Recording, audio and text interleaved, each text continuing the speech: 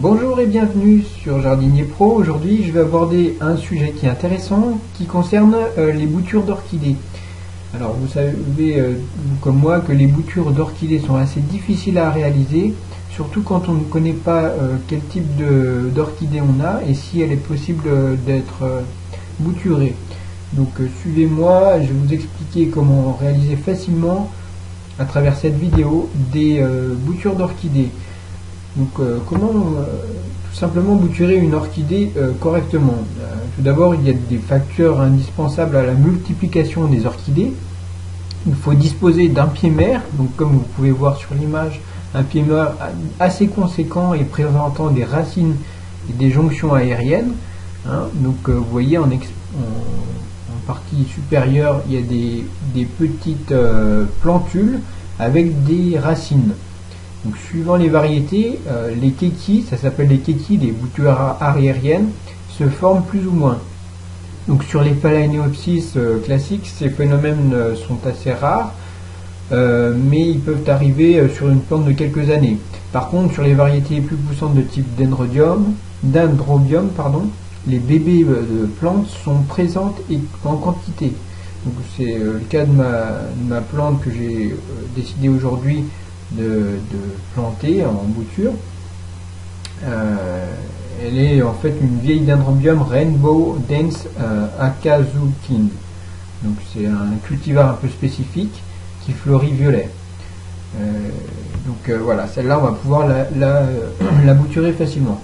Donc c'est un pied-mère, comme vous pouvez voir, qui présente 5 ou 6 petites boutures possibles. Et donc j'en ai pris une pour vous montrer comment j'ai effectué l'étape de bouturage. Donc comme vous pouvez voir, cette plante a déjà bien vécu. Il est temps de profiter de ces nombreux rejets d'orchidées pour les bouturer correctement. Si vous êtes dans le même cas que moi, les racines supérieures sont apparentes en bout de tige, les nouvelles pousses présentent déjà quelques feuilles. Vous pouvez donc facilement tailler la plante en dessous des racines. Donc à ce niveau-là, donc en dessous des racines apparentes pour reformer une nouvelle plante. Par contre, assurez-vous que les racines présentes soient bien assez développées et aient plus de 5 cm. Donc vous voyez le cas là, elles font même presque 10 à 15 cm et ça assure vraiment la reprise par la suite. Si vous ne disposez pas de ces petits rejets, vous pouvez les favoriser en augmentant l'humidité aérienne de la pièce. Donc parfois, les installer directement dans une salle de bain est plus intéressant car dans une pièce normale, il y a moins d'humidité que dans une salle de bain. Mais il faut s'assurer que la luminosité de la pièce soit toujours assez présente pour assurer la croissance de la plante. Bon, ça c'est une suggestion. Après, il y a de nombreuses solutions pour favoriser la croissance des racines aériennes. Mais la meilleure, c'est forcément d'augmenter un peu l'humidité pour favoriser les racines aériennes. Alors dans mon cas, c'était un peu différent. Ça a favorisé les racines aériennes parce que le substrat était entièrement imbibé d'eau. Même la soucoupe, c'était un cache-pot qui était plein d'eau. Et je sais pas, ça a dû faire un effet bénéfique sur la plante. Donc ne pensez pas que les boutures peuvent être possibles seulement sur des tiges sans racines. Prenez par exemple cette partie-là, si vous la coupez là, ça ne sert à rien. Vous allez perdre simplement le bout d'orchidée parce que l'orchidée n'est pas capable de survivre et de former de nouvelles racines simplement à partir d'une tige. Donc au niveau de la période, vous allez certainement vous demander à quelle période le bouturage de vos orchidées est vraiment propice. Alors ma réponse c'est cela vraiment dépend de l'état de la plante. En effet, une plante en fleurs n'est pas à même d'être bouturée car la plante a déjà concentré la majorité de son énergie sur la floraison. Elle n'est donc pas aussi vigoureuse qu'en pleine croissance, en reprise de croissance. L'idée c'est donc un peu comme dans mon cas en fin d'hiver ou en début de printemps, d'effectuer sa bouture et qu'elle puisse profiter toute l'année pour reprendre tranquillement. Donc la plante est logiquement en réveil végétal et construit de nouvelles feuilles au printemps. Un regain de sève est constaté et cette énergie est très bénéfique à la reprise suite à la coupe d'un kéki. Donc comment replanter une bouture d'orchidée? Alors voilà, donc vous pouvez voir là la bouture que j'ai réalisée une fois que je l'ai effectuée. Donc tout simplement vous munissez juste soit un sécateur, soit une paire de ciseaux bien désinfectés avec de l'alcool, et vous effectuez une taille en dessous de la plante, de la plantule. Donc la bouture étant réalisée, il ne vous reste plus qu'à l'installer dans un nouveau pot et dans un nouveau substrat. Mais attention, encore une fois, les orchidées ont des besoins vraiment spécifiques et ils ne supportent pas les pots classiques et le terreau de jardin. Vous savez, les orchidées, ça n'aime pas la terre, le terreau qu'on peut mettre sur n'importe quelle plante en pot. Il faut vous munir d'un substrat spécifique orchidée en quantité suffisante.